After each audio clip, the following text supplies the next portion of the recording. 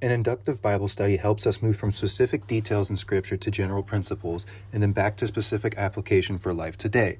It begins with inductive Bible study and leads to deductive application, so that we can understand the Bible accurately and live it intentionally.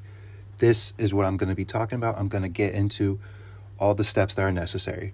There are 3 steps to make an inductive Bible study successful, which is observation, second is interpretation, and then finally, which is one of the most important, is application and how this applies to our lives.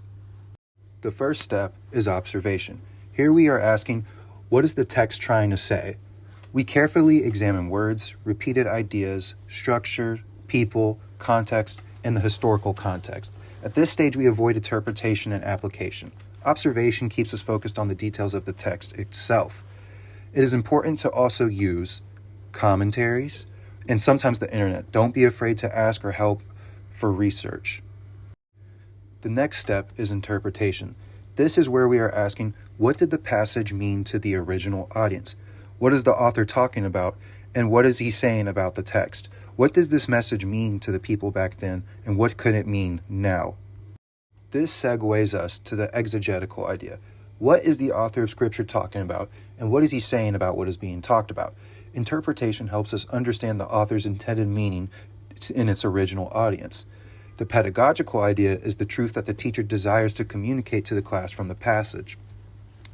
This idea grows out of the bridge principle, considers the student, and summarizes the main concept of the lesson in a clear way.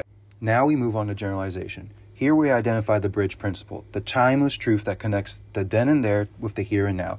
This is the truth that the author intended to its original hearers to understand and still applies across time and culture. Once we understand the bridge principle, we move to application. What difference does this make, and how does this affect my head, heart, and hands? The final step is implementation. What must change? This can be expressed through lesson aims that are clear and specific and achievable, written in terms of the student.